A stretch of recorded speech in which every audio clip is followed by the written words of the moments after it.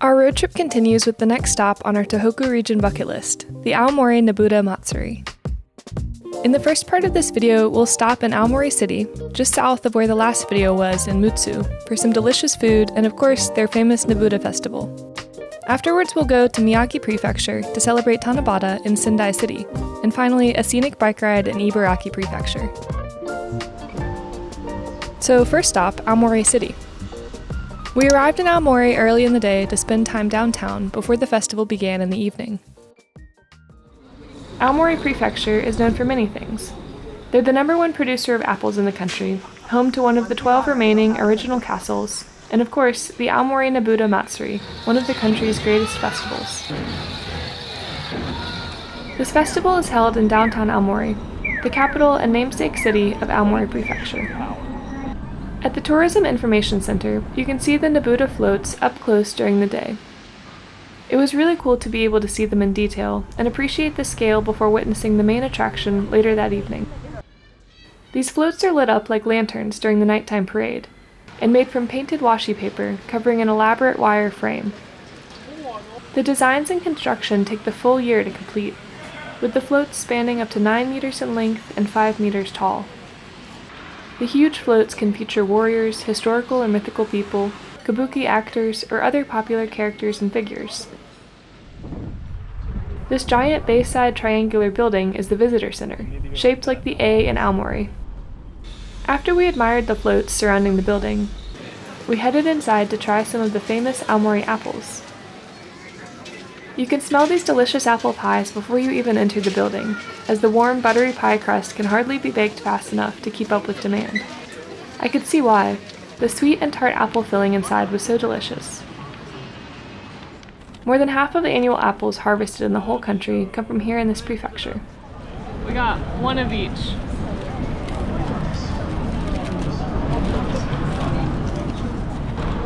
It's so flaky. There were a lot of apple-themed omiyage as well, or souvenirs, to browse.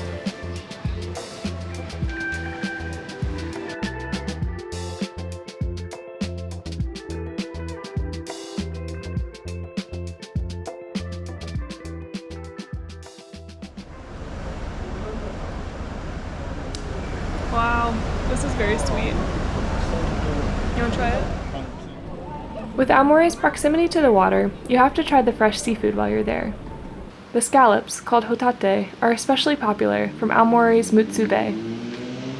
One great way to do this is to enjoy lunch at the Furukawa Fish Market, where you can buy a sheet of tickets to build your own seafood donburi, or lunch bowl. The outside of the Aomori Gyosai Center may just look like a typical public fish market, but here the vendors also sell pre-cut portions of sashimi available that day, which you can choose from to top your rice bowl.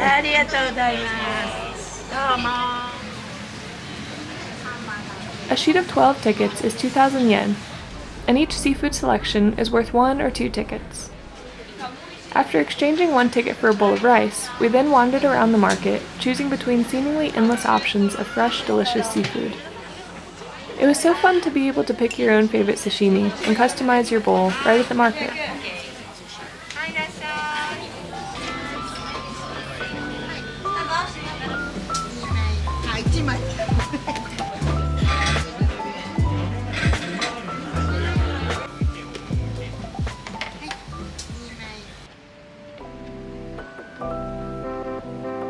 This is the Hirota Shrine, which is covered in these goldfish-shaped lanterns. Goldfish are a symbol of summer across Japan, but they're especially beloved in Aomori. This is said to be because this type of goldfish, the Tsugaru Nishiki variety, was developed here with selective breeding during the Edo period. However, at the time, only samurai and high-ranking nobles could own them. People began recreating them as paper lanterns instead, so even children could have their own and enjoy the beauty of goldfish. Hirota Shrine's tamizuya, or special place to wash your hands at the shrine, even had apples in the water.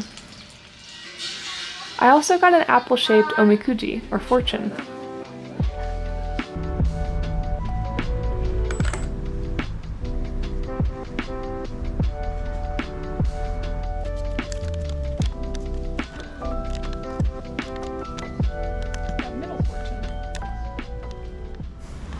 Our seats are over there in a couple hours. There's people in a position of power, their wands.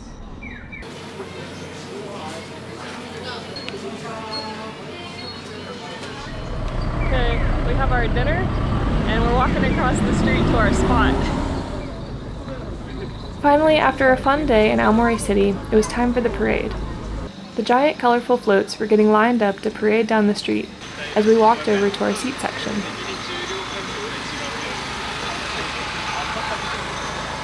And the floats are just about to start.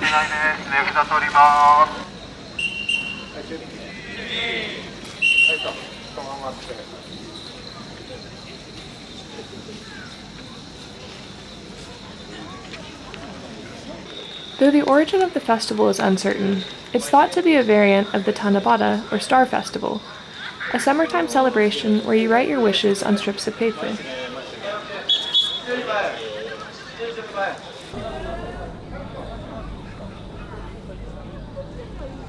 The festival's about to start! I'm so excited! I reserved seats for us ahead of time through Klook, and they were sent to our hotel. So we got 2 tickets, so we got 2 of these booklets, and it has our tickets. The festival is free, so you don't have to pay to see it, but I didn't want to spend all day sitting by the road to reserve our spot, so I'm glad I got these seats in advance.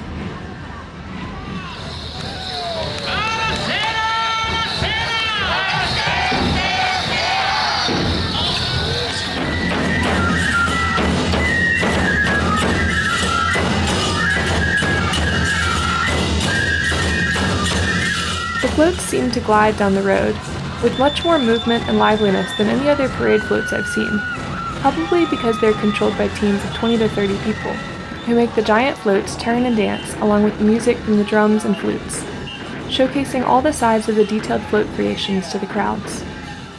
Another fun aspect of this festival is that anyone is welcome to dress as a haneto dancer and join the parade, including tourists. The dance is bouncy and lively, and everyone in the festival is friendly and eager to welcome you to join. In fact, the chant that is shouted throughout the parade is "ra se ra," a shorter, dialectical version of "irashai," which means welcome.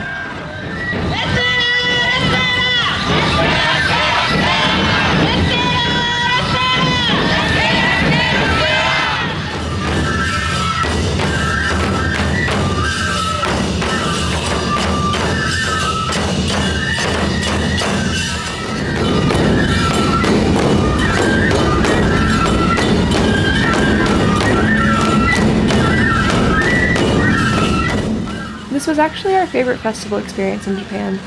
It was such a fun day.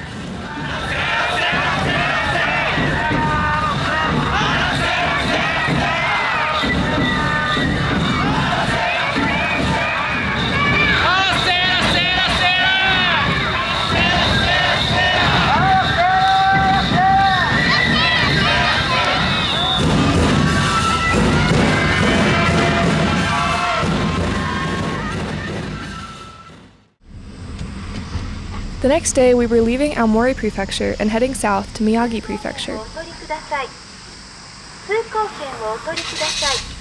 This time following the Pacific coast.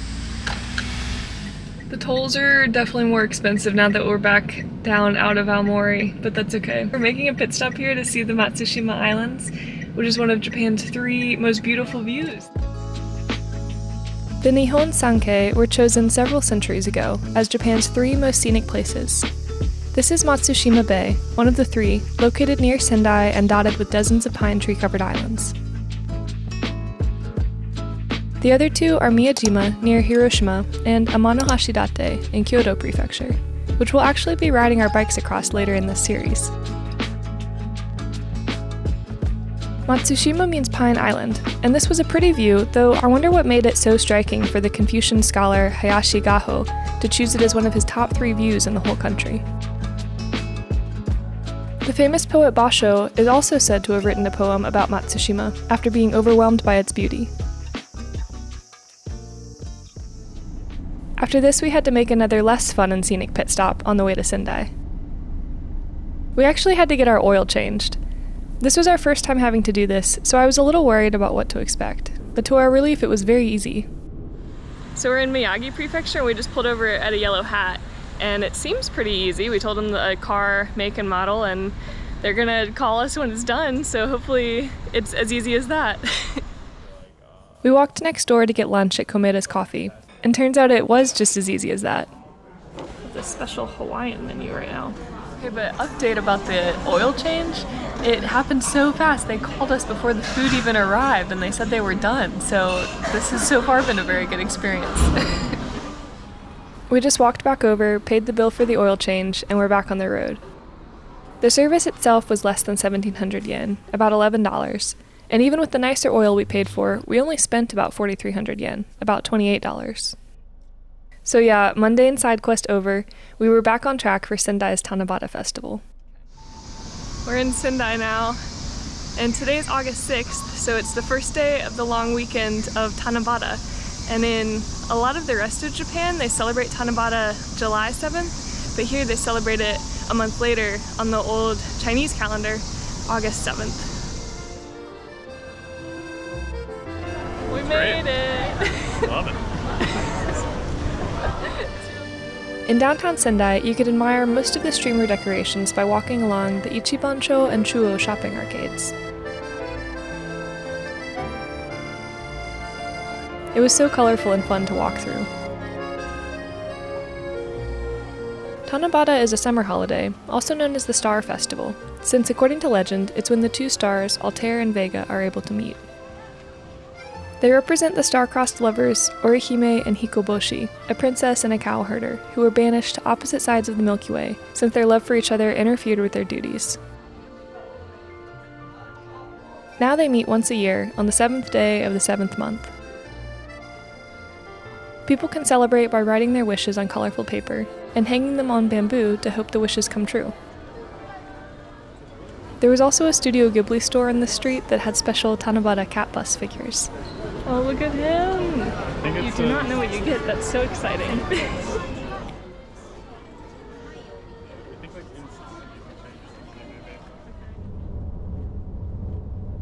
It was a pretty drive south through Fukushima Prefecture, and we reached Ibaraki Prefecture as the sun was setting. Okay, we made it to Ibaraki Prefecture. We just pulled up to our guest house, and the sunset is really nice. We were staying at a guest house in Daigo, a small town in Ibaraki, just over the border from Fukushima Prefecture. The house was cozy, and we had a private room with shared bathrooms. We went to sleep early because the following morning it was finally time for a bike ride. On this ride we'll start in Daigo along the Kuji River, stop by the Tsukimachi waterfall, take Route 33 down to a huge suspension bridge, and then take a forest road back up, stopping at Fukuroda Falls on the way. It was a peaceful morning, not too hot since we got up before the August sun, and I started by following the Kuji River to Tsukimachi Taki, literally waiting for the moon waterfall. This waterfall is privately owned by a cafe, Momiji Inn, and the signs pointed down this path. But unfortunately it seems that when the cafe is closed, the waterfall access is closed too.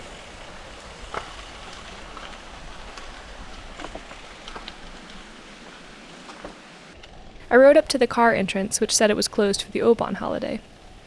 I would like to come back sometime to see it though, especially after seeing all the beautiful photos and tasty soba noodles on the cafe website and Ibaraki tourism site.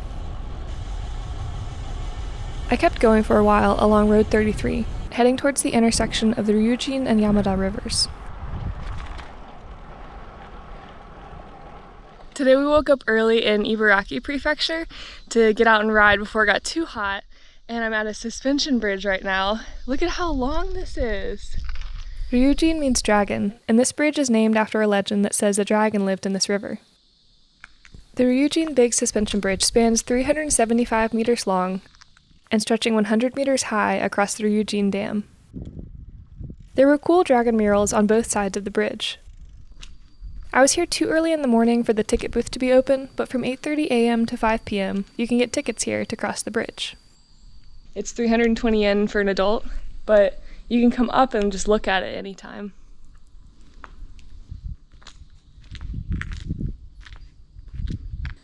So Daigo is here, and then the suspension bridge is here. So we rode kind of around this way, and then we'll go back here.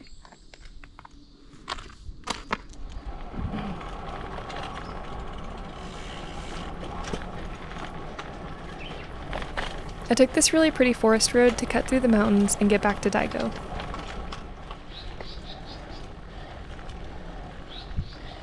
It was steep at the start, and I kept having to swat away biting flies, but after a while it became more rolling. And there were a couple scenic view spots.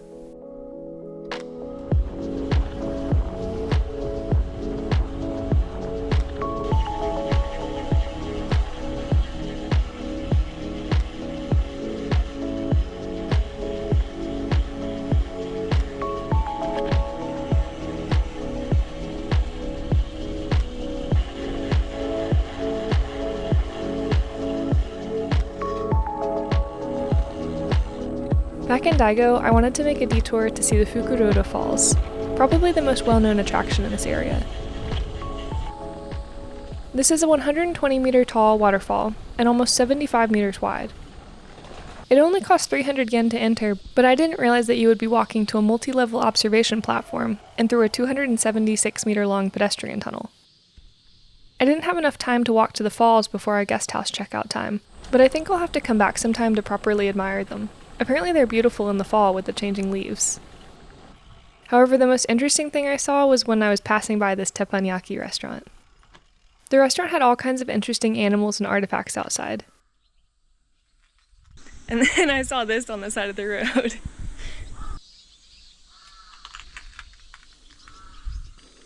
Their specialty was inoshishi, which means boar. I didn't know that it can also be called yamakujira, or mountain whale. I didn't have time to sit down for a meal, but the place had a lot of character.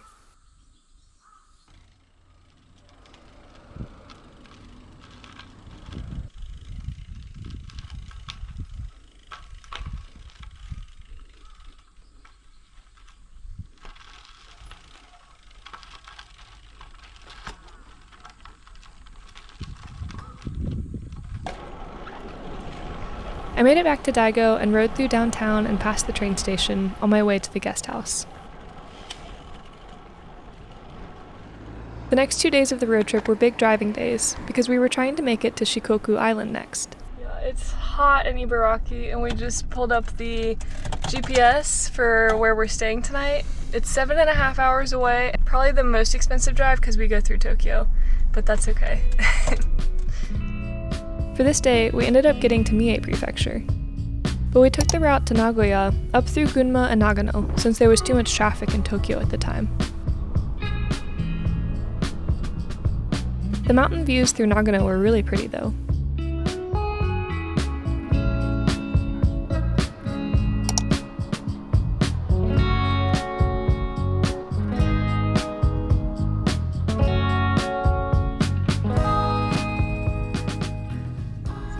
Sometimes in Japan, they pump your gas for you, and they come around and they give you this rag so you can wipe down the dash of your car. I don't really know why, but it's kind of nice.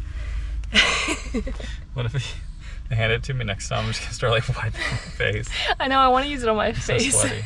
I've never been to a gas pump like this in America. I think they have them in the north, but I've never had somebody pump my gas in America for me. Getting through Nagoya was a crazy maze of roads and bridges. It just felt like we were driving through roads in the sky. I think the tolls ended up being around Ichiman Sansenen, about $100. The next video will start our time on Shikoku, bike riding, spending the night in a school, and continuing the road trip south. Thanks for coming with us!